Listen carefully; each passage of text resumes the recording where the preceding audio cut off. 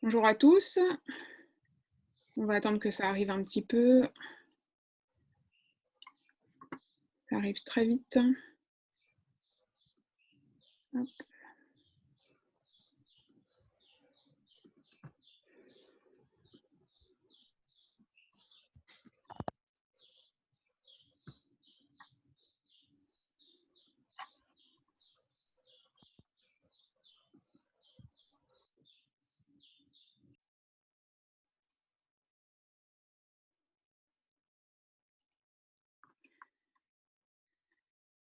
Donc bonjour à tous et merci de votre participation à ce webinaire donc dédié aux commerçants et artisans indépendants. La thématique aujourd'hui est la gestion de votre trésorerie pendant cette période de crise. Donc moi, c'est Joséphine Granier de Costo, organisateur de ce webinaire. Costo, c'est un programme d'accompagnement qui est dédié aux commerçants et artisans indépendants, notamment à Paris. Ce programme est porté par la CEMAEST, qui est une société de la ville de Paris dédiée à la revitalisation du commerce de proximité.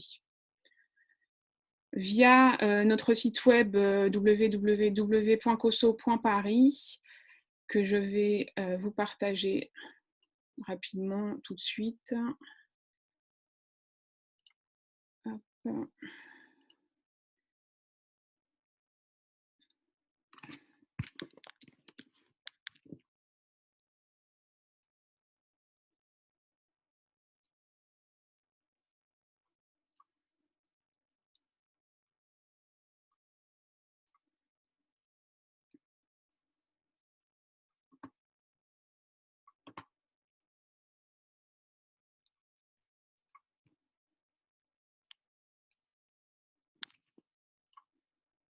Hop, hop.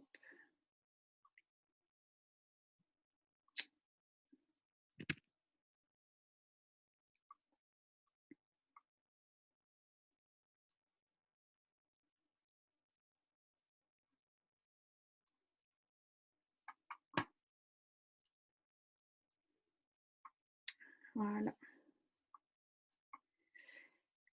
Donc, via notre site web costo.paris, nous vous informons au quotidien sur votre secteur, les événements, les formations. On vous accompagne aussi dans vos démarches administratives quotidiennes avec un guide dédié, des articles, des conseils sur le digital ou sur le marketing. Enfin, nous mettons à disposition gratuitement des conseils personnalisés pour répondre à toutes vos questions et vos demandes d'accompagnement. Donc, vous pouvez nous retrouver sur notre site directement costo.paris. Donc, je vais vous présenter nos deux conférenciers. Donc, Émilie Péricard et Nicolas Simoni du cabinet Blackstone, qui sont avocats au barreau de Paris et de Versailles.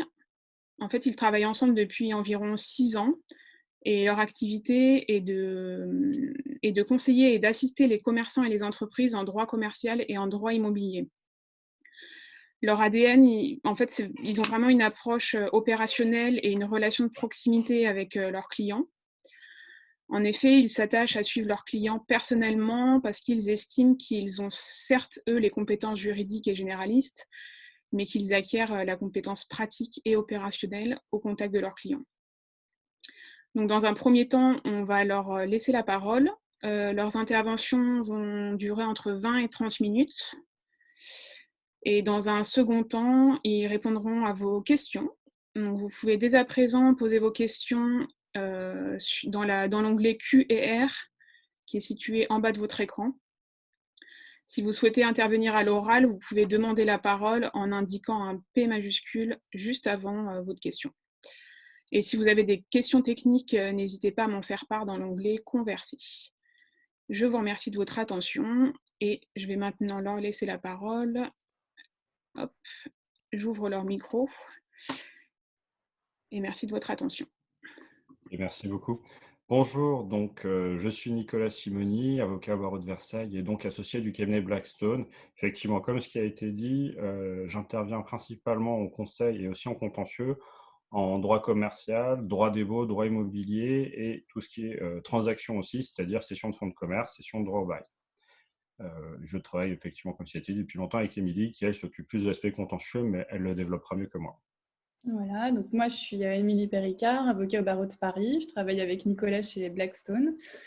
Donc moi j'interviens aussi en précontentieux et contentieux, et j'ai une particularité, c'est que je m'attache surtout à la résolution amiable des conflits, notamment la mise en place des médiations et aussi l'accompagnement à la négociation en général.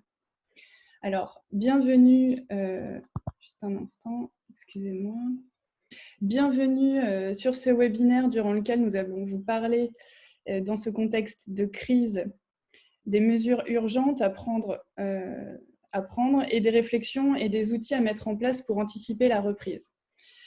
En effet, au regard des informations qui nous parviennent au fur et à mesure que le confinement se prolonge et des contacts réguliers qu'on a avec nos clients, on a constaté que malgré le sentiment d'impuissance qu'on ressent un peu tous dans cette crise, il est en fait impératif d'être bien informé et de prendre toutes les mesures nécessaires et de bien se préparer pour la sortie de confinement. Alors pour ça, dans un premier temps, je vais laisser à Nicolas le soin de rappeler quelques éléments de contexte.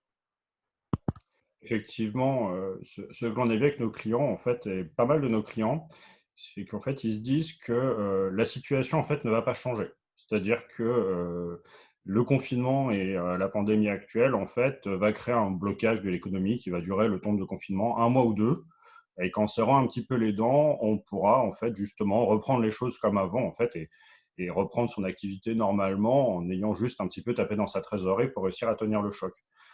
Il s'avère que c'est une approche qui, à notre sens, n'est réellement pas entendable. Et au contraire, on arrive en fait justement sur un changement assez structurel, en fait, à mon avis, de l'économie. Pour ce faire, on est dans une incertitude complète, hein. C'est la première fois en fait que l'économie s'arrête complètement dans l'histoire de l'humanité. Mais on peut avoir un ou deux exemples de pays en fait qui sont plus avancés que nous dans la crise. Et un de ces exemples, c'est la Chine. Et ce que l'on voit, c'est qu'en fait, au sortir du confinement, il y a des modifications structurelles, modifications dans la manière en fait dont les clients en fait interagissent avec les commerçants et dans l'espace public, et aussi des modifications législatives en fait qui limitent en fait l'accès aux établissements recevant le public. C'est-à-dire qu'actuellement, par exemple, il y a des limitations du nombre de clients aux tables des restaurants, il peut y avoir des limitations en matière d'ouverture. Et comme vous avez vu en fait dans toute l'évolution de loi du gouvernement en fait qui actuellement traite les problèmes en temps réel, on n'a pas de visibilité sur comment sera en fait l'environnement social et économique au sortir de la crise. Donc face à cet aléa, il faut qu'on mette en œuvre en fait des outils pour justement anticiper ce qui va se passer.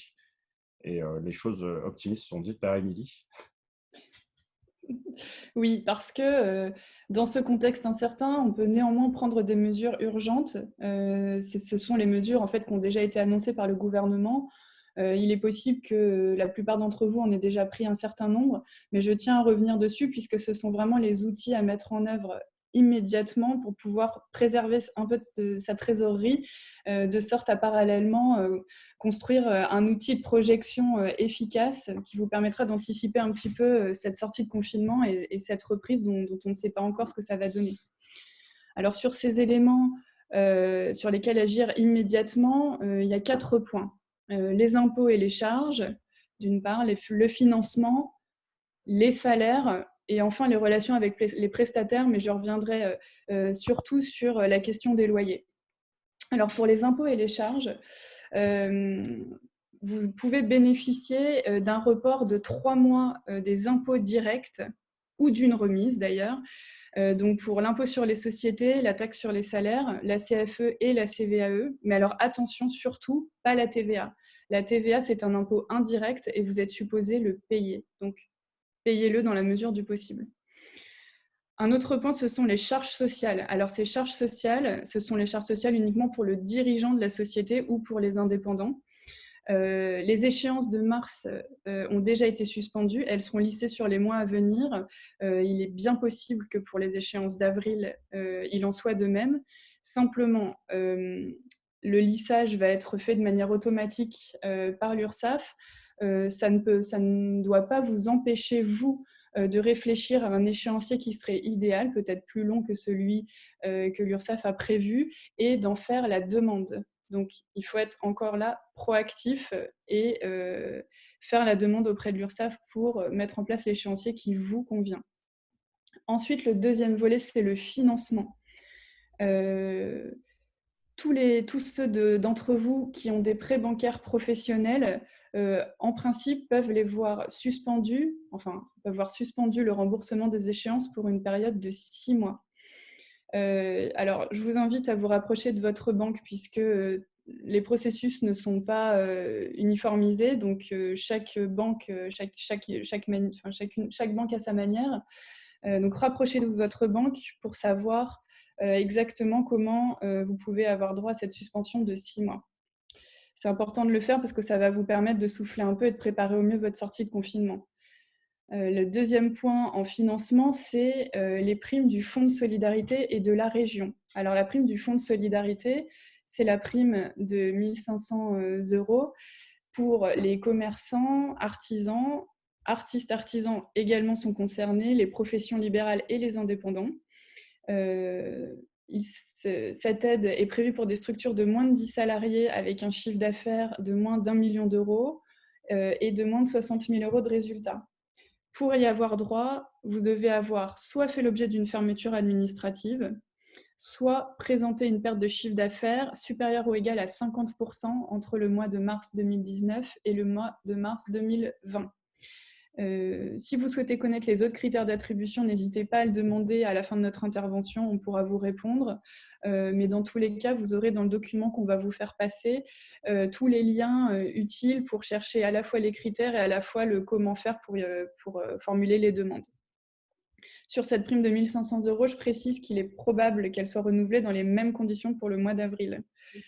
Ensuite, la prime de la région, c'est une prime complémentaire de 2 000 € qui sera octroyée aux sociétés qui répondaient aux critères d'éligibilité pour la première prime de 1 500 €, mais qui en outre sont dans une difficulté financière accrue et qui se seront vus refuser un prêt de trésorerie. Pour cela, je vous invite à consulter votre comptable ou votre expert comptable pour qu'il vous aide à monter un dossier, parce qu'il y a quand même des critères qui sont à apprécier au cas par cas. Il faut donc que le dossier soit quand même monté de manière très solide. Bien que l'administration ait un droit de regard plus élevé sur l'attribution de cette prime, la région, il faut vraiment bien ficeler votre dossier et tenter le coup. Voilà. Le troisième point, c'est la question des salaires. Si vous n'avez plus d'activité ou plus suffisamment pour faire travailler vos salariés, mais également que le télétravail est impossible, vous pouvez passer en activité partielle. C'est un dispositif qui existe depuis longtemps, c'est le chômage technique, mais qui a été un petit peu assoupli pour le contexte de la crise. Et vous avez donc, au nombre des assouplissements, la possibilité de déclarer cette activité partielle dans un délai de 30 jours à compter de sa mise en œuvre, avec un effet rétroactif. Et le contingent d'heures globales prises en charge, c'est 1 000 heures. On ne sait pas combien de temps le confinement va durer, donc c'est un chiffre que vous devez garder en tête. Voilà. Ensuite, l'autre point et le dernier qui est quand même très important, c'est les loyers. Les loyers, alors là, parmi nos auditeurs, nous avons des locataires de la CMS et de la foncière Paris Commerce, mais vous avez aussi des locataires de bailleurs que nous ne connaissons pas. Pour les locataires de la CMS, les loyers ont d'ores et déjà été suspendus pour la période de confinement. Qu'en sera-t-il de ces loyers? Nous ne savons pas encore. La CMS attend les précisions gouvernementales et aussi les instructions de la ville de Paris. Pour les autres locataires, vous pouvez envisager de suspendre le paiement de vos loyers durant la période de confinement et préparer une stratégie de négociation avec votre bailleur pour un éventuel échéancier. Simplement, on ne peut pas, puisque vous êtes nombreux à nous écouter, on ne peut pas donner d'avis et de consultation juridique là pour une intégralité. Il nous faut voir les dossiers au cas par cas. Donc, le cas échéant, n'hésitez pas à prendre contact avec nous pour qu'on réfléchisse ensemble à la stratégie à mener. Voilà, alors je vous ai fait l'inventaire des principales mesures prises par le gouvernement pour gérer l'immédiat. Et je vais confié à Nicolas le soin de vous présenter les éléments nécessaires à la prévention de la reprise. Donc une fois que vous avez mis ces mesures en œuvre, comment vous faites pour l'après? Alors effectivement, maintenant que vous avez mis, on va dire, le pansement sur la plaie, c'est-à-dire pour éviter en fait, que votre trésorerie en fait parte durant la période de confinement, il va falloir être proactif en fait pour essayer d'anticiper la période d'après. Comme vous avez bien compris, on est sur un aléa complet, ce qui veut dire ça va être très dur de faire des projections en fait sur la manière dont la situation va repartir. Néanmoins, vous avez des éléments que vous pouvez déterminer. Et là, ce n'est pas du juridique pur, hein, là, c'est vraiment d'opérationnel. Il faut que vous déterminiez, premièrement, vous établissiez un plan de trésorerie. Alors, pour ce faire, c'est très simple. Moi, je vous invite en fait à faire 3 plans de trésorerie. Un plan de trésorerie en fait sur la période avant la crise. Donc là, faites-le soit avec votre expert comptable, soit vous-même, mais de manière très très simple. C'est-à-dire qu'en fait, vous prenez même vos relevés bancaires, hein, vous le faites au réel. Vous prenez vos relevés bancaires sur les 3 derniers mois, vous prenez l'ensemble en fait des flux d'argent, d'accord? Vous les mettez dans un tableau en fait en les listant sur en fait quels sont ces flux et en fait à quel compte ils sont rattachés. Et à partir de là, ça vous permettra en fait de savoir exactement combien de charges paye votre société et quel est votre point mort. J'imagine qu'il y a une partie de vous qui le fait déjà, mais je sais aussi qu'il y a une autre partie qui ne le fait pas. Et donc justement, ça c'est un premier point qu'il faut faire. Ça vous permet d'avoir une idée en fait justement de la viabilité de votre société en fonctionnement normal. Ensuite, il faut que vous fassiez un plan de trésorerie confinement. Pour ça, vous prenez votre plan de trésorerie normal, enfin ce que j'appelle le plan de trésorerie normal, donc de la période antérieure. Vous retirez en fait tous les abattements que vous avez réussi à obtenir par en fait les différentes aides qui ont été définies par EMI et ensuite toutes les aides comme les primes de 1 500 voire celles de 2 000 euros. Et ce plan de trésorerie, vous le mettez pour la période de confinement. On a un aléa sur la fin de période, hein, donc vous pouvez faire une projection par exemple au 1er mai, une projection au 15 mai par exemple. Ce deuxième plan de trésorerie va vous permettre d'avoir une idée de combien vous aurez ou combien vous n'aurez pas sur vos comptes à la fin de la période de confinement. Parce que vous allez avoir besoin d'argent en fait pour pouvoir redémarrer votre activité au terme du confinement. Et ensuite, faites un troisième plan de trésorerie, qui n'est pas le plus sympa, c'est le plan de trésorerie post-confinement. Pourquoi? Parce qu'en fait, comme vous avez vu, en fait, les aides sont généralement en fait des suspensions de paiement des charges.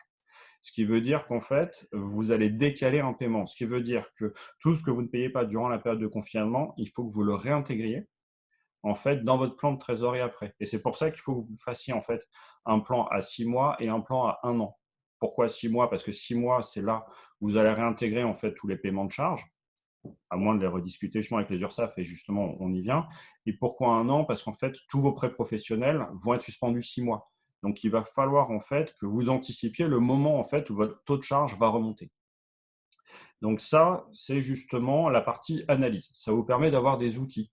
Et ces outils pratiques, en fait, vont vous permettre en fait, de prendre des décisions en fait, en termes de management, en termes de business, qui vont en fait permettre d'assurer la pérennité de votre société et surtout d'avoir accès à différents outils que je vais vous développer ici. Concernant ces outils, maintenant, il faut que vous preniez en fait ces éléments factuels et que vous les mettiez avec des éléments d'anticipation. Alors, vous avez 2 choses que vous pouvez anticiper. C'est la reprise. Donc, en fait, il va falloir anticiper en fait la reprise de votre chiffre d'affaires. Étant donné qu'on est aussi dans une période incertaine, ce que je vous propose de faire, c'est de faire une sorte de petit business plan avec en fait 3 projections de chiffre d'affaires. Une projection très pessimiste, une projection pessimiste et une projection qu'on va appeler raisonnablement optimiste.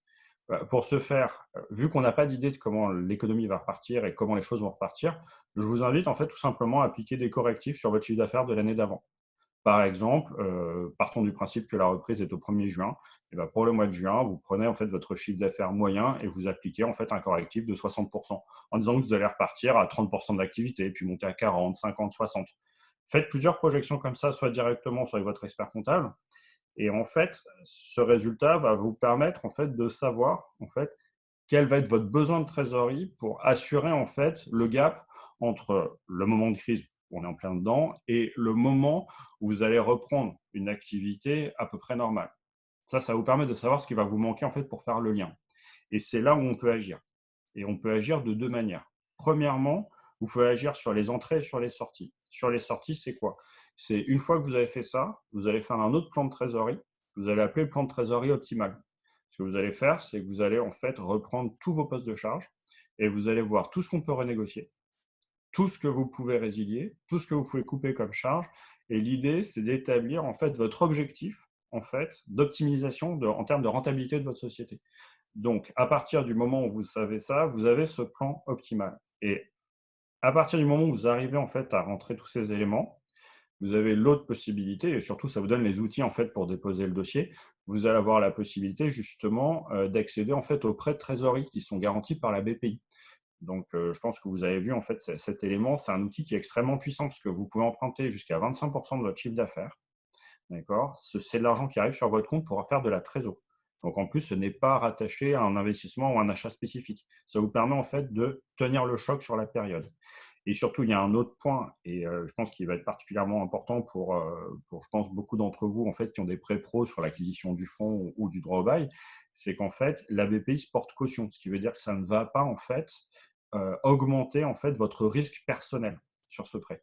Donc c'est une option qui est très intéressante, mais pour qu'elle soit bien mise en branle, il faut que vous ayez en fait des projections en fait sur votre société. Pourquoi? Parce que ces prêts ne sont pas donnés par l'État, mais sont donnés en fait par vos banques, qui vont donc monter des dossiers. Donc il faut déjà que vous ayez monté un dossier, et surtout il faut que vous ayez une visibilité suffisante pour savoir en fait si ça va vous permettre ou pas en fait d'assurer la pérennité de votre société. À partir du moment où ces démarches amiables n'ont pas fonctionné, en fait, on a tout un autre éventail en fait de mesures que je qualifierais donc de manière assez globale, on va dire, qu'on appellerait les outils de la procédure collective.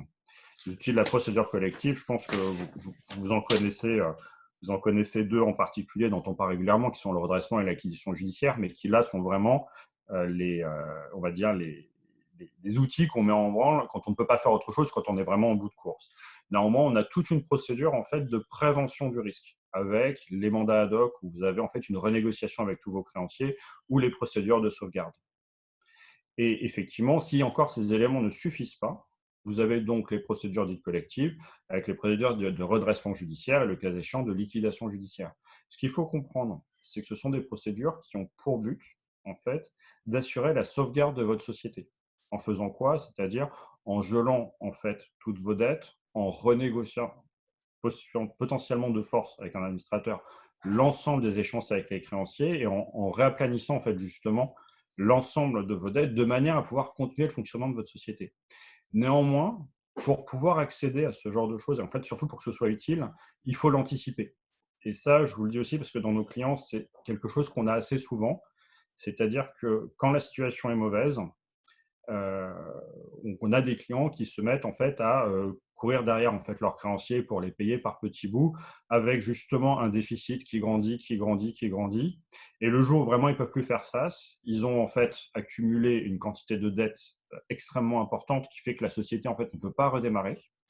Qui plus est, ils peuvent voir leur responsabilité personnelle engagée parce qu'en fait ils ont mis trop de temps à se déclarer en cessation des paiements et surtout ils ont les pieds et poings liés. En fait, si vous pensez, une fois que vous avez fait votre analyse, que vous allez avoir du mal en fait à passer le cap de la reprise, ou si vous pensez en fait justement qu'il vous manquera des fonds, il faut anticiper le fait que les choses ne vont pas passer pour justement pouvoir prévoir la mise en œuvre de ces procédures 1 ou 2 mois avant, au minimum, pour voir quels sont les créanciers que vous payez et que vous ne payez pas, pour voir comment vous construisez en fait un matelas de trésorerie pour la procédure.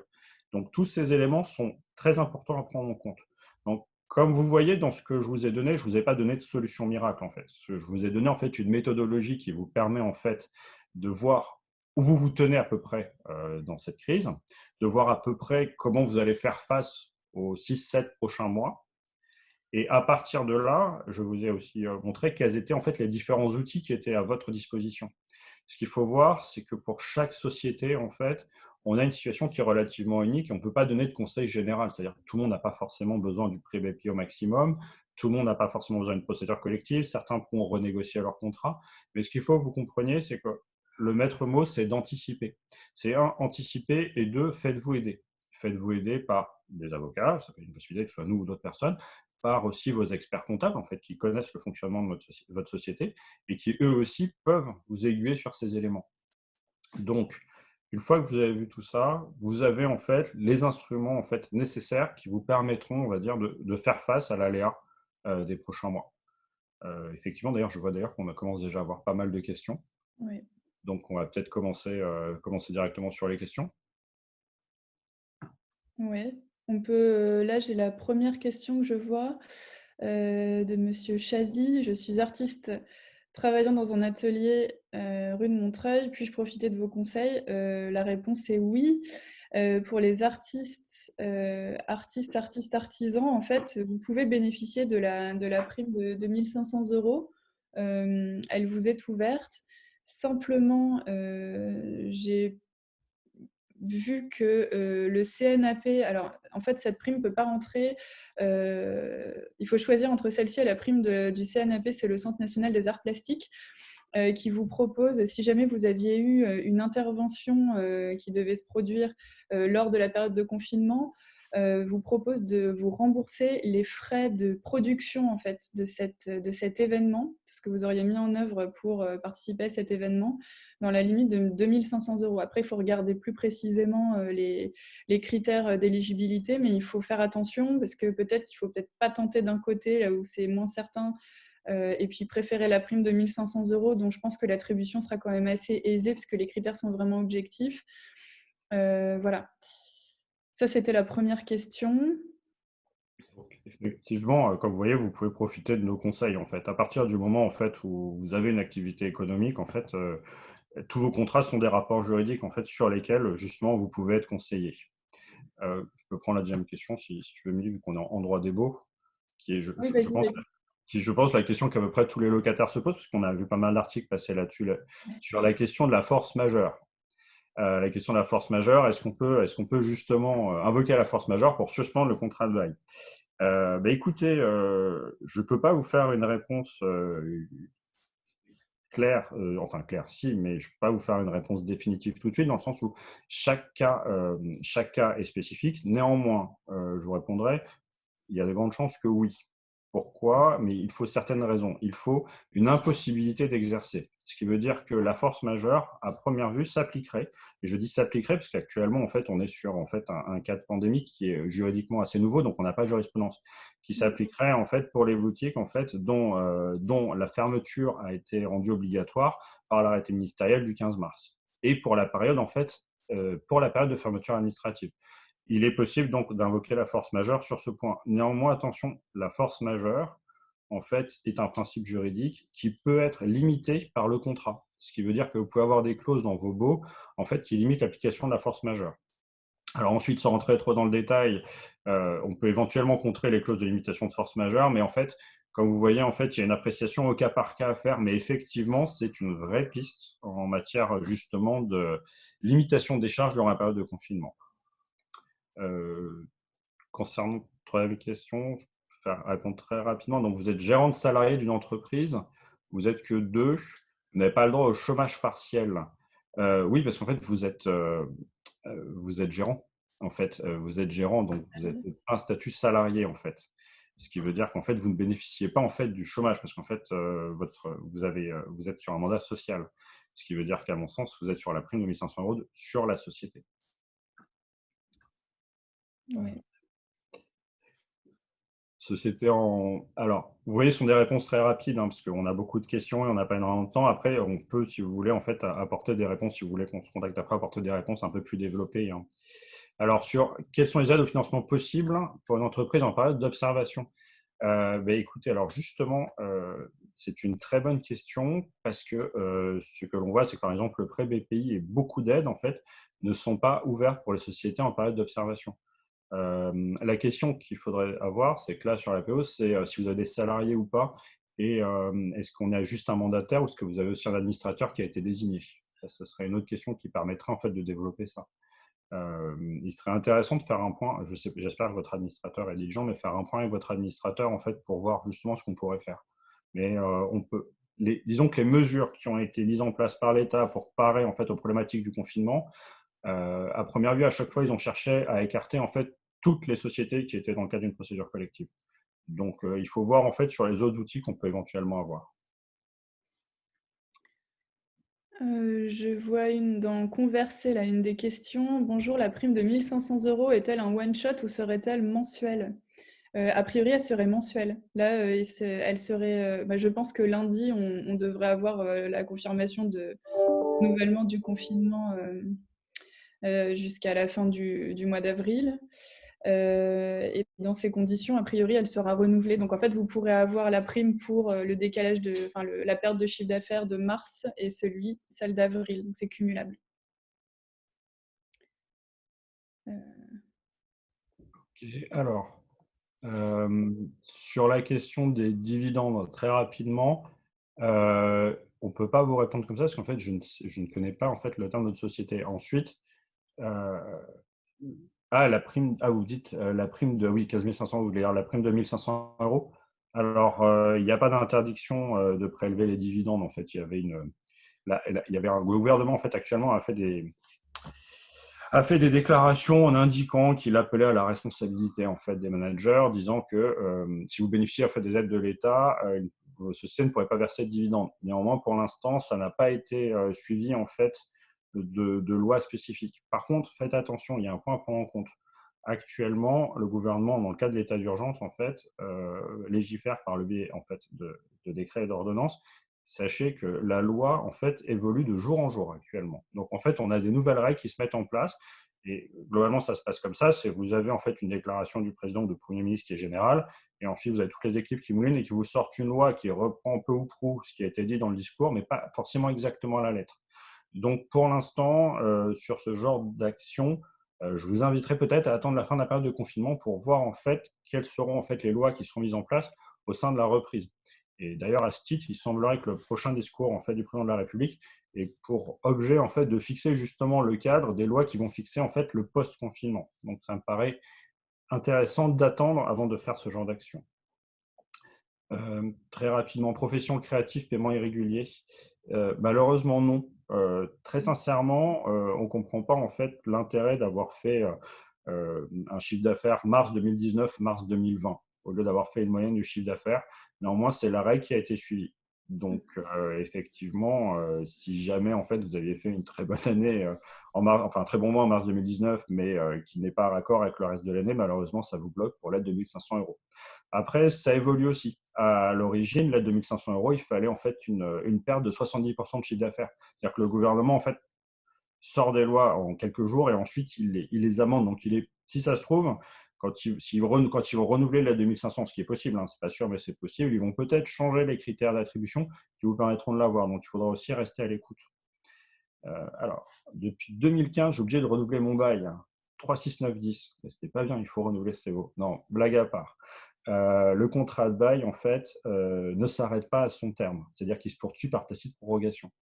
Le fait que vous n'ayez pas renouvelé, ça veut juste dire que en fait, l'ancien contrat continue de s'appliquer et que vous, votre bailleur, avez la possibilité de donner congé à tout moment. Donc, en soi, le fait que votre bail ne soit pas renouvelé n'a pas d'impact en fait sur le fait de demander la suspension de loyer ou pas. Alors bonjour, je suis locataire d'une boutique, mon bailleur est la RIVP, les loyers sont trimestriels. Si mars et avril ont été fermés, comment payer la prochaine échéance? Là du coup, je sais que la RIVP n'a pas pris de mesures particulières, à l'égard de ses locataires pour suspendre les loyers. Donc là, il s'agirait de solliciter cette suspension de loyer dans un premier temps et puis ensuite, de voir et de négocier avec le bailleur, qui sera probablement aussi, amené à suivre, bon, les mesures gouvernementales, mais aussi les instructions de la Ville de Paris qu'on attend toujours. Ce qui fait que, à ce stade-là, il faudrait, c'est difficile pour nous, comme on l'a déjà dit à plusieurs reprises, de donner on donne pas de consultation individuelle, mais je vous réponds de manière générale, en fait, qu'il faudrait faire une démarche amiable à l'égard de votre bailleur et ensuite analyser une démarche peut-être un petit peu plus engagée. Et ça, il faudrait qu'on en discute ensemble, par ailleurs. Alors, je peux prendre la prochaine question. Donc, bonjour, mon agence immobilière est actuellement en travaux. Crédit encore sous franchise. Était possible d'avoir le report des 6 mois, bénéficier du fonds de solidarité. Euh, Alors, le report de 6 mois, oui, vous pouvez l'avoir normalement pour tous les prêts pro. À savoir que ça ne ressort pas en fait d'ordonnance ou de décret, hein. C'est un accord qui a été fait entre le gouvernement et l'ensemble des banques. Donc, prenez attache avec votre banque et si ça se trouve, elle a même fait le report automatiquement. Ça dépend vraiment de la banque. Concernant la solidarité sur le fait que vous avez eu l'activité qu'un mois, effectivement, c'est un élément qu'on n'avait pas pris. Ça, si vous voulez, on pourrait vous développer ça dans le texte. Il y a le cas de figure en fait des sociétés en fait qui sont en activité depuis peu et en fait vous avez des règles d'attribution d'aide qui sont différentes. Il faut regarder sur le site. Nous, on n'y a pas répondu directement dans notre cas de figure, c'est un cas de figure vraiment spécifique, mais on pourra développer ce point. On pourra peut-être amender en fait justement le document qu'on va vous donner pour mettre en place cet élément. Sauf si toi, Émilie, Ouais, tu as la il y a réponse. quand même oui, en fait, il est quand même prévu quand vous avez moins d'un an d'activité, de faire une moyenne de votre chiffre d'affaires et puis je crois que c'est 80 le chiffre d'affaires il faut regarder effectivement, mais il y a possibilité de faire une mesure. C'est prévu de faire une moyenne, c'est prévu par les critères de l'attribution, heu, du fonds de solidarité. Donc, bonjour, le loyer, je passe par une agence. Vous avez écrit une lettre pour demander. Bah, effectivement, c'est à peu près les mêmes réponses sur les questions de loyer, hein. Mmh mh. Pas de réponse, pas de quittance. Alors, il faut savoir qu'en matière de baux commerciaux, en fait, vous n'êtes pas, le bailleur n'est pas obligé de faire un appel de loyer pour que le loyer, en fait, soit exigible, hein. Donc, le loyer est exigible, mais vous êtes dans cette problématique, hein, parce que là, sur tous les participants, vous êtes tous locataires, hein. La question qui se passe, c'est que durant la période de confinement, normalement, les bailleurs ne vont pas réagir. C'est-à-dire qu'en fait, vous ne recevrez pas forcément de commandement. Ça peut arriver, mais vous ne recevrez normalement pas de commandement de payer. La majorité des gens sont quand même plutôt compréhensifs. Néanmoins, toutes ces questions, c'est une fois que le confinement va s'arrêter, effectivement, là, toutes les procédures vont reprendre. Et c'est à ce moment-là, justement, où il va bien falloir prendre attache avec soit les agences, les bailleurs, et potentiellement vous faire conseiller pour que justement, vous puissiez vraiment faire valoir vos droits sur les pertes de loyer. Et j'en viens sur une autre perte et un autre vrai problème contractuel sur votre question de la perte d'exploitation des restaurants. Actuellement, alors, sans prendre trop parti, actuellement, la réaction des compagnies d'assurance est proprement catastrophique. C'est-à-dire qu'en fait, ils ne couvrent rien. Ouais. Heu, Ils ne couvrent rien, premièrement, parce que normalement, alors il faut voir votre contrat, mais normalement, dans le cadre d'une perte d'exploitation, la question, en fait, c'est que la perte d'exploitation, en fait, est rattachée à un élément, en fait, normalement, qui est directement lié à vous ou à votre activité. Mais le cas de la pandémie, en fait, et donc de l'arrêt total résultant de la pandémie, en fait, n'est pas pris en compte dans les contrats ou est exclu. Pour vous donner un petit exemple actuellement, je ne sais pas si vous connaissez donc un grand festival qui s'appelle le Hellfest. C'est un festival, en fait, qui a pris une assurance, qui a pris en compte, en fait, l'annulation du festival du fait d'une pandémie. Et il faut savoir qu'actuellement, ils sont en contentieux avec la compagnie d'assurance parce que les pneumonies atypiques, donc la pandémie actuelle, ne rentraient pas dans le cadre des maladies qui étaient couvertes par les assurances. Donc là, on est sur, effectivement sur une optique où actuellement les assurances bloquent tout, mais il faut voir ensuite quelles vont être les potentielles réactions gouvernementales face à ça, qui vont peut-être faire bouger les choses. Mais en tout cas, je ne peux pas vous donner. Je vous avais cette réponse globale qui dit qu'il y a une problématique avec les assurances, mais pour avoir une réponse directe, il faudrait déjà connaître votre contrat, en fait, votre contrat d'assurance. Euh, alors, ensuite, alors attendez, parce qu'on a pas mal de questions qui arrivent encore. Ouais. Euh, Alors les artistes artisans ont-ils accès, à la BPI, donc sur les prêts de trésorerie? Heu, est-ce que Nicolas, tu pourrais répondre à cette question? sur Est-ce que les artistes artisans auraient-ils accès aux prêts de trésorerie, par la BPI? C'est possible. Il faut que je revoie les conditions d'attribution, mais il me semble que les artisans sont compris dedans. OK. Donc c'est un point qu'il faudrait voir effectivement. Alors à savoir qu'il y a un point, c'est qu'en fait le prêt BPI, il marche par le biais de votre banque. En fait, vous ne faites pas la demande à la BPI, puis ensuite à votre banque. Vous allez auprès de votre banque pour demander le prêt de trésor. Une fois que la banque valide, en fait, vous soumettez votre projet à la BPI pour qu'elle se porte caution, en fait. Ça marche dans ce sens-là. Donc le premier interlocuteur, et je peux vous dire qu'il mouline pas mal ces temps-ci, le premier interlocuteur, c'est votre banque, hein, pour le prêt de trésor. Les sociétés déjà en procédure collective. Normalement, en fait, c'est ce que je disais, c'est ce que je disais effectivement sur la période, les personnes qui parlaient des périodes d'observation. À partir du moment où vous êtes en procédure collective, normalement, vous êtes déjà sur les rails, en fait. Vous êtes déjà sur les rails. Après, je ne sais pas où vous en êtes. C'est-à-dire que est-ce que vous êtes encore en période d'observation? Est-ce que vous êtes en plan de continuation? C'est quand même très large. Néanmoins, les aides relatives, on va dire, au confinement sont globalement exclues, en fait, des sociétés en procédure collective.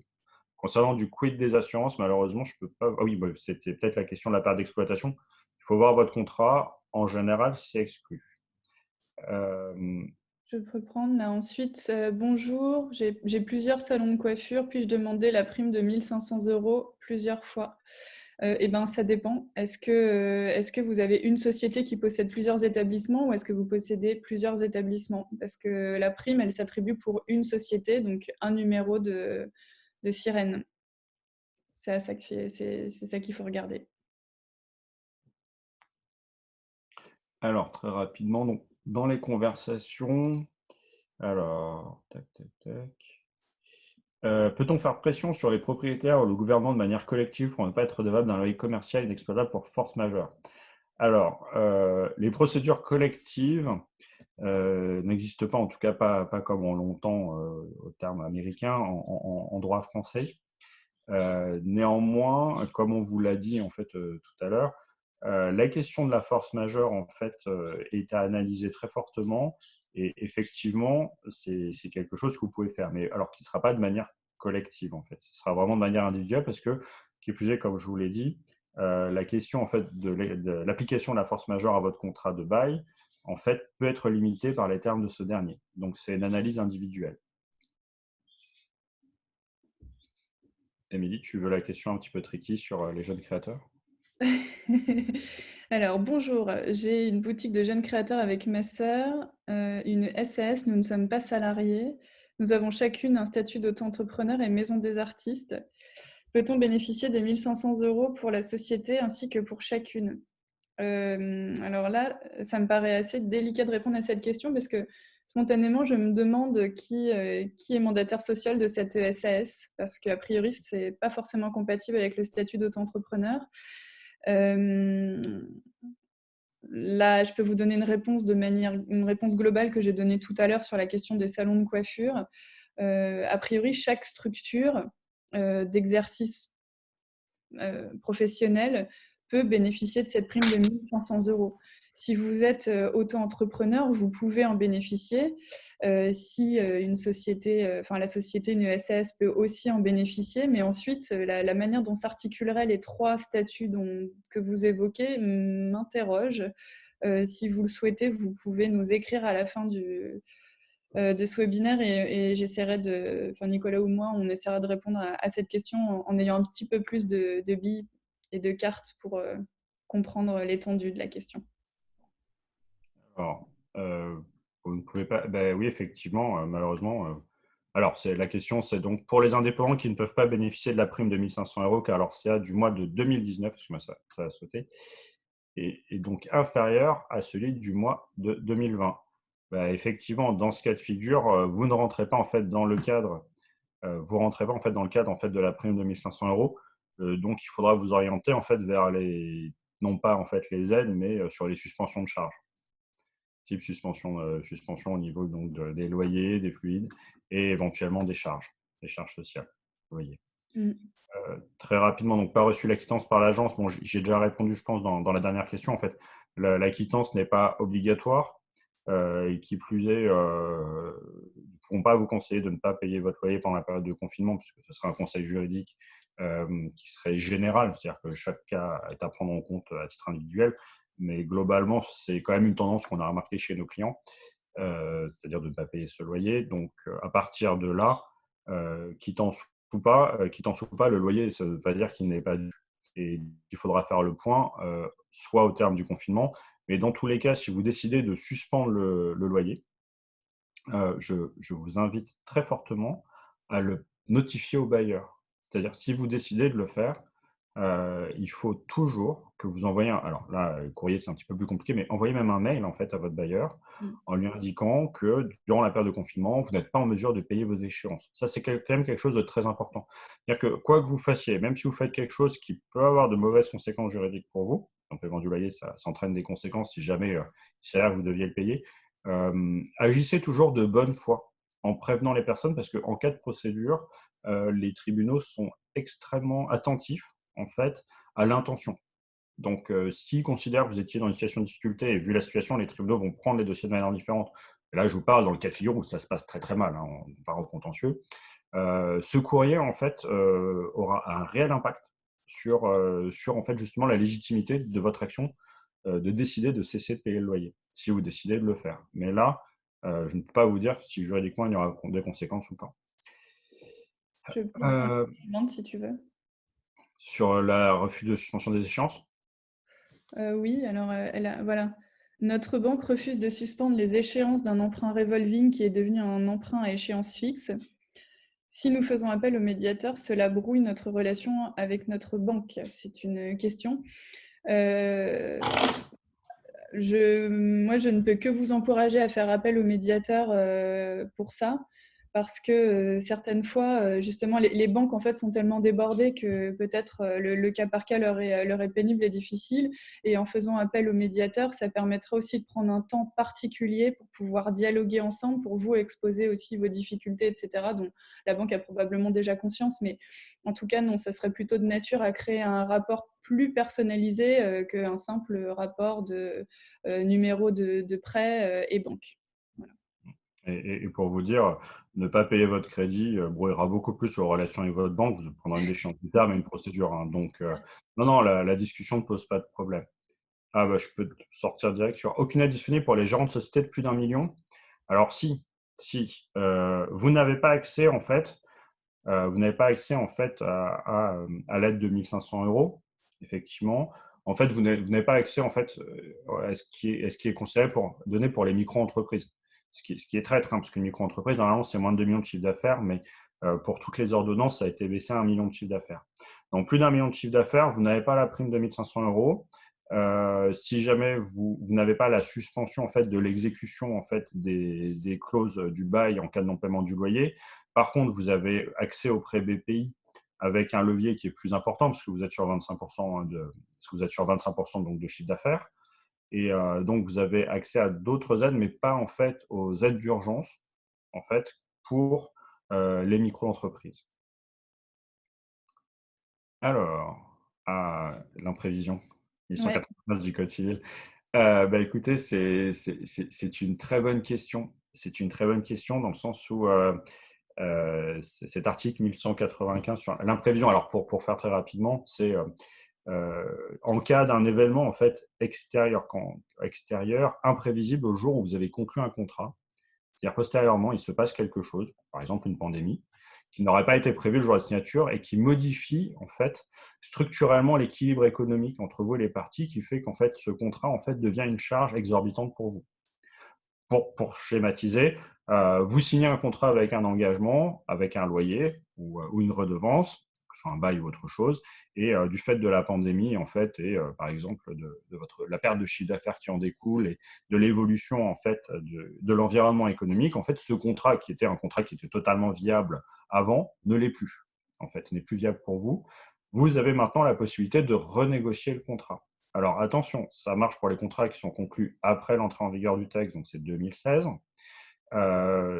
Les contrats peuvent exclure l'imprévision, parce que ce n'est pas en fait une disposition d'ordre public, c'est-à-dire qu'on peut l'exclure dans le contrat. Et la conséquence en fait la conséquence en fait de l'absence en fait d'accord en fait, c'est donc la fixation par le juge ou la résolution du contrat, c'est-à-dire le fait de faire sauter le contrat malgré l'engagement. Dans le cadre d'un bail commercial, en tant que locataire, vous n'avez pas forcément intérêt à demander une résiliation de bail, parce qu'une résiliation de bail, ça veut dire la perte du fonds ou la perte du droit au bail. Donc vous perdez votre actif. Donc la question en fait de la résiliation du bail n'est pas forcément la plus pertinente dans l'avenir. Mais effectivement, c'est une procédure qui est nouvelle. Je ne vous cache pas que les juristes ne pensaient pas qu'on allait beaucoup s'en servir. Mais effectivement, là, tout le monde est en train d'écrire beaucoup là-dessus et ce sera un point qui sera très important, en fait, justement, cet article 1195. C'est un point, en fait, qui sera très important pour renégocier tous vos contrats. En fait, justement, quand je vous avais dit dans la question de, une fois que vous avez fait vos plans, comment optimiser? Et ben, pour certains de vos contrats et au-delà des baux, hein, je parle aussi, par exemple, vous devez avoir peut-être des crédits baux ou certains contrats de location longue durée qui en fait vous coûtent pas mal d'argent et surtout font que si jamais vous résiliez ces contrats avant le terme, vous prenez des pénalités énormes à chaque fois, et ben, ça pourrait être une solution en fait justement d'en sortir. Donc c'est une très bonne question et je peux vous dire que il va y avoir beaucoup de travail en fait sur ce point en sortie, justement pour renégocier tout, remettre à plat en fait, c'est l'idée. Alors, Bonjour, merci pour bah, écoutez, merci à vous, hein, c'est gentil de nous remercier pour, votre accompagnement. Alors l'idée d'un coup d'accompagnement par un cabinet d'avocats dans les démarches lors de cette période.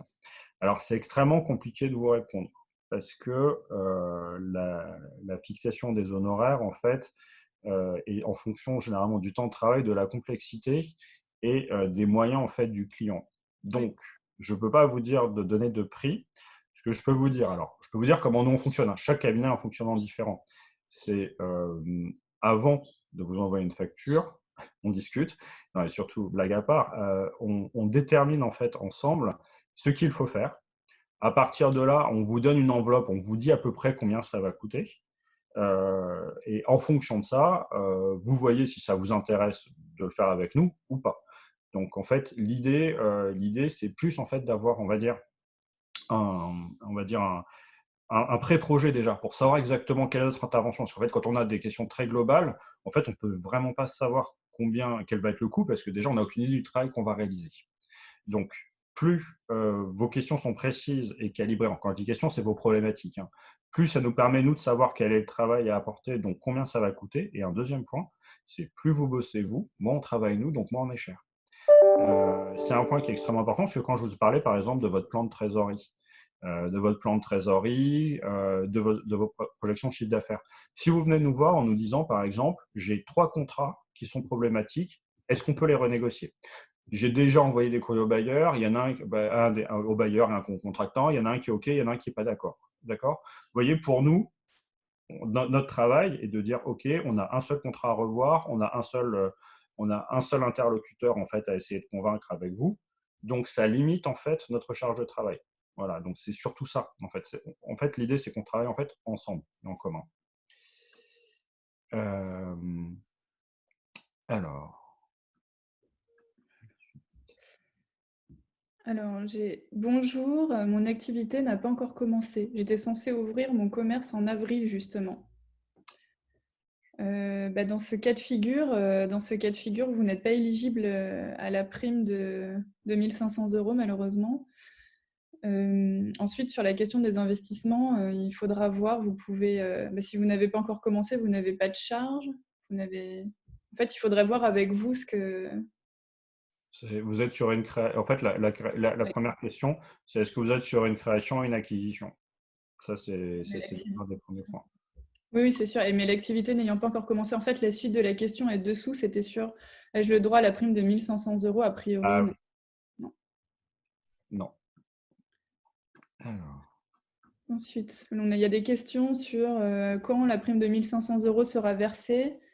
Il y a plusieurs réponses. Moi, je l'ai déjà reçue. Il y a plusieurs personnes qui l'ont déjà reçue, donc en fait, ça dépend vraiment des traitements, c'est difficile, il y a pas vraiment de délai qui est donné.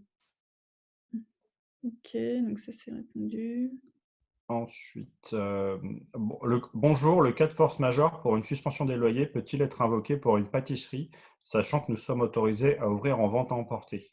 Alors justement, c'est bien ça le problème et c'est là où il faut individualiser la question de la force majeure. Vous ne pouvez pas tous arriver en locataire en disant force majeure, on ne paye pas. Pour en fait que la force majeure soit retenue, il faut que vous ayez l'impossibilité en fait de jouir du local. Et donc ça, c'est une fermeture administrative. Si vous faites partie en fait soit des commerces de première nécessité, c'est-à-dire tout ce qui est alimentaire, c'est-à-dire supérette, au garage qui fait des réparations, dans ce cas de figure, en fait, la force majeure ne s'applique pas. Donc vous, à partir du moment où vous, dans votre cas de figure, je dis ça sans connaître les détails, mais si vous avez la possibilité en fait de continuer à exercer votre activité et que vous avez le choix de fermer pour la sauvegarde de vos salariés ou pour votre propre sauvegarde. Dans ce cas de figure, vous n'êtes pas en situation d'impossibilité, donc il est fort possible que la force majeure ne puisse pas être retenue. Néanmoins, il faut voir que les juges, parce qu'en fait, euh, pourquoi je parle des juges, c'est qu'en fait, la question de la force majeure, c'est vous avez en fait un principe juridique, mais en soi, si vous arrivez à négocier avec votre bailleur ou une autre partie, la question de la force majeure en soi a assez peu d'intérêt. Vous êtes sur la négociation. Si on vous parle en fait de force majeure, d'imprévision, de termes juridiques, c'est pourquoi? C'est parce qu'à partir du moment où vous ne vous mettrez pas d'accord avec votre bailleur, avec une autre partie, il y a un moment, il y aura une procédure judiciaire. il y a un moment où il y a un juge qui devra trancher à votre place. Et dans ce cas de figure, on se fonde en fait sur ces principes juridiques justement pour asseoir un argumentaire qui vous permettra d'avoir gain de cause. Ce qu'il faut comprendre, c'est que justement, pour répondre à ces éléments, les juges apprécient la situation in concreto, c'est-à-dire ils apprécient la situation concrète. Donc, on est vraiment sur du cas par cas. Donc, il faut faire une préanalyse avant. Mais à première vue, vous ne serez pas éligible à la force majeure. Ce qui ne veut pas dire que vous ne pouvez pas renégocier votre loyer. Ce qui ne veut pas dire non plus que vous n'avez pas le droit de dire à votre bailleur que la force majeure s'applique pour vous. Vous pouvez très bien en fait aussi négocier, et même négocier de manière agressive avec votre bailleur. Après, il faut que vous sachiez qu'en cas de procédure, il est possible que vous n'ayez pas gain de cause. Alors, Là, j'avais une question. Je ne peux pas demander les 1 500 € sur ma société, le chiffre d'affaires étant trop élevé. Puis-je le demander sur ma holding qui reçoit des redevances de ma société? Pourquoi pas? A priori, en fait, le critère pour bénéficier de cette prime de fonds de solidarité, c'est de ne pas être contrôlé par une société commerciale. Mais une fois que vous êtes, sur la holding, je m'interroge, il est possible que ce alors, éligibilité. si on parle de redevance, c'est du management package. J'imagine que la société en dessous est une SAS et que votre holding en fait a un mandat et que vous remontez en titre du management package. Si c'est le cas de figure, ce sera compliqué de demander les 1 500 €. Donc là, c'est un point à regarder de manière spécifique, Mmh. effectivement. C'est un point qui a été pris en compte pris par le gouvernement. Donc il faut regarder plus en détail. Mais c'est un point très spécifique quand même. Ouais. Euh, ensuite, donc, alors, une question reçue par mail. J'ai reçu un verdict de jugement du tribunal pour retard de loyer à reverser au syndic. Quel délai puis-je avoir pour payer, sachant qu'aucune rentrée d'argent depuis la crise? Alors ça, c'est une autre problématique, c'est que là, en fait, on parle en fait des éléments en fait où on a une dette qui commence à se créer ou qui va se créer. Qu'en est-il en fait du sort des dettes en fait qui ont été fixées? Je vous répondrai que là, on ne peut pas apporter de réponse juridique, mais des réponses opérationnelles. La question, c'est qu'est-ce qu'on peut faire? C'est déjà essayer de raisonner intelligemment avec l'autre partie pour voir, même les huissiers le font, s'il y a la possibilité, en fait, on va dire, d'échelonner en fait le paiement en fait d'une dette qui est fixée ou le reporter. S'il n'y a pas d'accord, en fait, il y a une juridiction spécialisée qui s'appelle le juge de l'exécution, en fait, et qui, en fait, permet en fait d'octroyer, le cas échéant, soit des délais de grâce, soit en fait un rééchelonnement en fait de votre dette. Donc ça, effectivement, vous avez en fait un moyen d'action. Par contre, à partir du moment où vous avez un jugement relatif au loyer, alors votre question est un peu étonnante parce qu'on parle d'un retard de loyer reversé au syndic. Donc, est-ce que ce sont pas plutôt des charges de copropriété? Ça aurait un impact différent parce qu'en fait, les conséquences en fait, sur votre local seront différentes si c'est du loyer ou des charges. Donc là, effectivement, on est sur une question qui est quand même assez spécifique, mais on pourrait y répondre ultérieurement.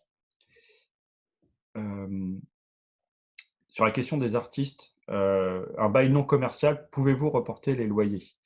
Vous êtes sur un bail d'habitation, donc vous êtes sur, enfin, ce qu'on appelle un bail mixte. En fait, un bail mixte, c'est qu'en fait, dans un bail d'habitation, si le bail l'autorise, vous avez le droit d'exercer en fait une activité. D'ailleurs, pas que les artistes, hein, on peut même avoir une activité commerciale dans un local d'habitation, sous certaines conditions. Euh, Normalement non, parce que la jouissance en fait des locaux, la jouissance première en fait, c'est-à-dire que l'objet du contrat, c'est de dire on vous met à disposition des locaux pour habiter.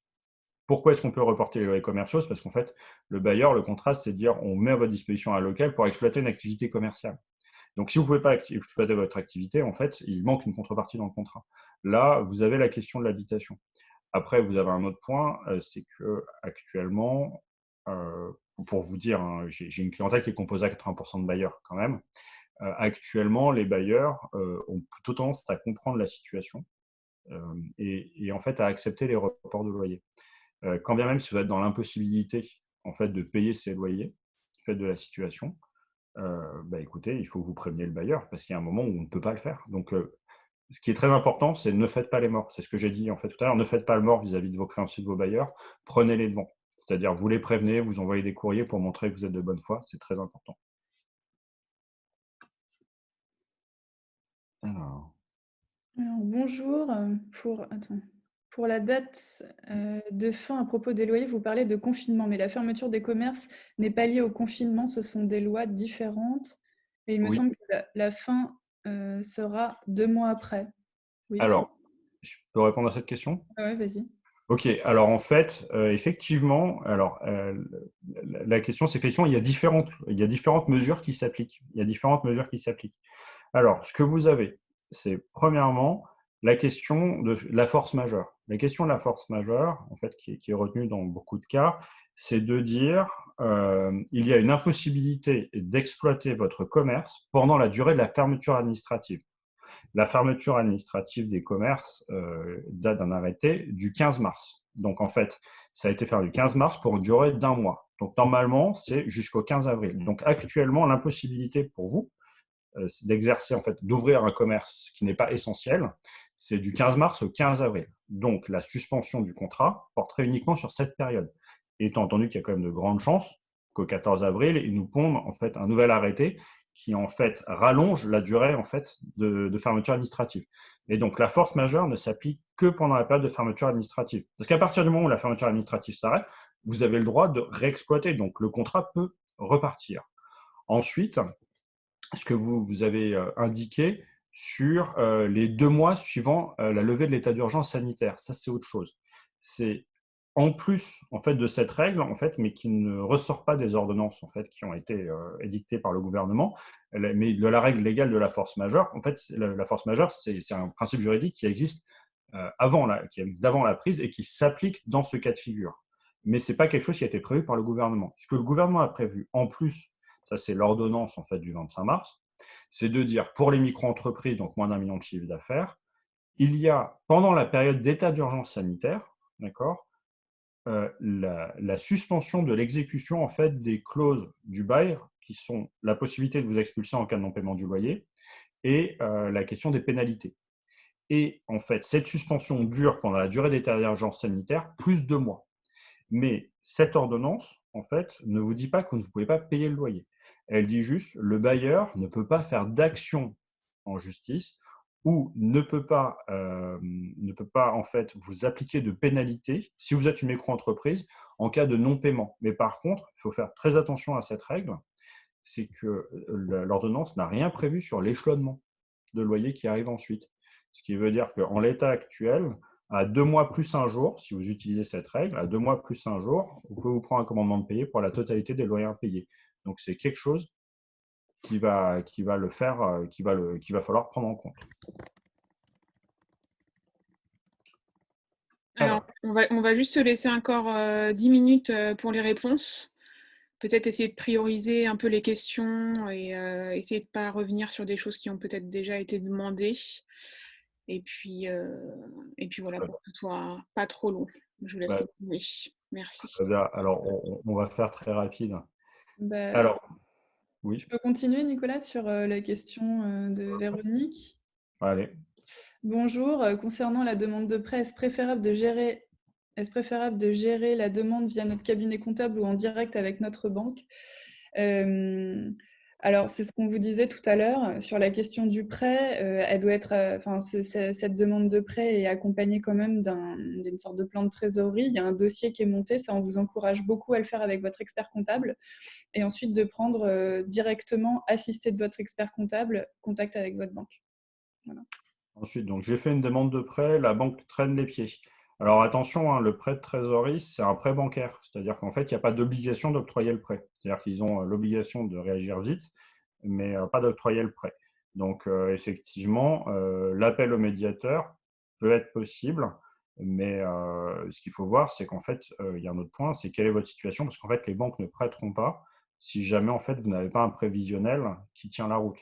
Parce qu'en fait, ils ne prêteront pas en pensant que la société en fait, ne pourra pas survivre même avec le prêt. Donc, c'est un point à prendre en compte. Donc, ouais.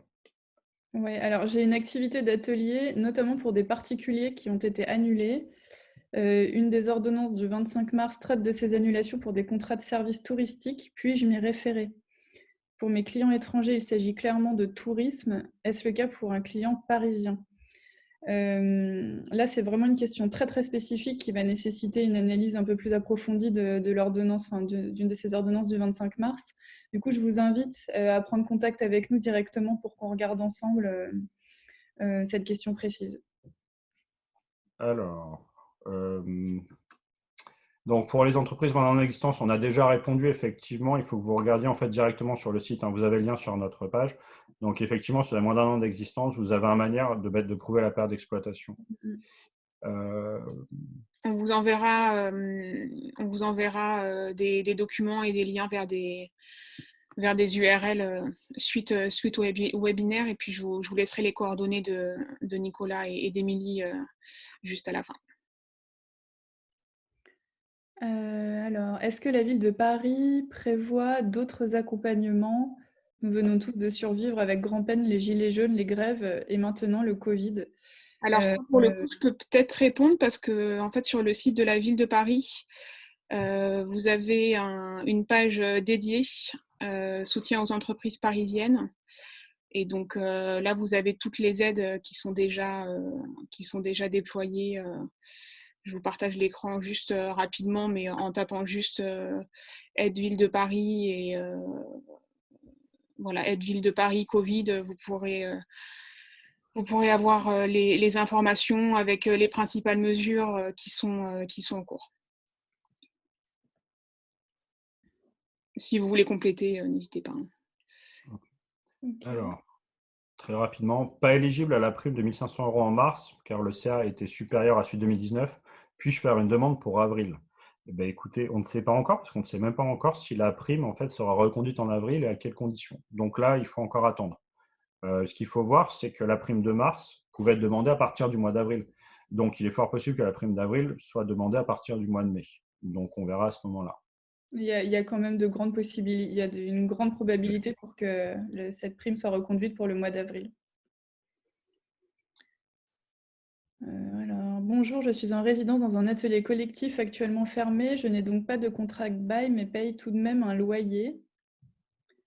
Dois-je encore payer l'intégralité de cette charge? Alors ça, il faudrait voir le contrat par lequel le local est loué et en quelle qualité vous payez ce loyer. Est-ce que c'est simplement vous payez une mise à disposition et pas un loyer? Là, les termes juridiques vont être assez importants pour analyser votre situation. Donc on n'en sait pas suffisamment là pour pouvoir répondre à votre question, mais je vous invite aussi à nous poser la question en direct à la fin de ce webinaire. Alors ensuite, la dernière question qui est juste parfaite pour clôturer, c'est où est-ce qu'on se renseigne sur les lois qui sortent au jour le jour durant cette période de pandémie? Écoutez, c'est une très bonne question et pour le coup, il y a pas mal de documents qui sont édités par les chambres de commerce. Vous avez également Légifrance en fait, qui reprend en fait, l'ensemble des textes. Alors par contre, c'est un peu austère, Ouais. très austère, donc c'est pas forcément le plus simple. Et ensuite, si vous voulez, ça c'est une chose qu'on n'a pas mis dans notre texte, on pourra vous mettre le lien en fait vers les principaux éditeurs juridiques, comme par exemple Dalloz, Francis Lefebvre, qui en fait ont en fait un système d'actualité qui sont en fait des petites brèves d'actualité, hein, où on ne rentrait pas forcément enfin, dans le cœur du droit. Et en fait, tous ces sites ont mis en place en fait généralement des sections Covid où ils ont recensé à peu près tous leurs articles, toutes leurs actualités, toutes les ordonnances. Donc là, vous avez effectivement en fait des gros répertoires de ressources de connaissances en fait. Donc à partir de là, effectivement, vous aurez en fait les éléments. Mais par contre, attention, vous aurez les éléments bruts. C'est-à-dire qu'ensuite, il y a la question de l'interprétation qui se met en place. Pour ce faire, votre expert comptable peut aussi vous répondre, un avocat aussi, et surtout, il Ouais. y a un point, c'est, alors pour le dire, hein, ça dépend des sociétés, avec Émilie et d'autres avocats et des experts comptables, on a mis en place en fait un petit collectif en fait de task force en fait qui en fait répond en fait au jour le jour en fait aux sociétés qui sont en difficulté, où en fait justement on les aide à planifier en fonction du programme qu'on vous a présenté. Donc ça peut aussi être une solution. Donc n'hésitez pas si vous avez des questions écoutez, ben, on sera là pour y répondre. Écoutez, Donc merci à écoutez, tous de votre attention, ouais. Tu allais dire la même merci, chose. merci beaucoup pour vos questions qui étaient très, très pertinentes, très, très pertinentes. Donc, écoutez, donc, comme vous avez compris, nous restons à votre disposition. Bah, merci Nicolas, merci Émilie. Je vous partage, les coordonnées d'Émilie et Nicolas, mais on vous remettra, tous ces fichiers, bien sûr, dans un article qu'on vous partagera par mail. Donc ça, c'est leurs coordonnées si vous voulez, les contacter, directement. Je vous laisse également, nos coordonnées, donc un webinaire, donc on a organisé donc avec, Costo, qui est soutenu et porté par la CEMA Est. N'hésitez pas à consulter notre site costo.paris et notamment notre page dédiée Covid où vous avez aussi plein de liens utiles, mais on vous remettra, aussi les liens sur cet article. Et puis voilà, bah merci de votre participation et à très bientôt. Merci beaucoup, bonne journée. Allez, au Et revoir. juste peut-être juste une chose, on est en train d'organiser un second webinaire qui aura lieu a priori dans une dizaine de jours, qui sera dédié vraiment au plan notamment de trésorerie. Donc voilà, de toute façon, on vous donnera toutes les informations. C'est pas encore calé, mais ça va arriver vite. On vous enverra toutes les informations bientôt. Donc voilà. Je vous remercie et à bientôt. Au Allez, bonne revoir. journée. Au Au revoir. revoir.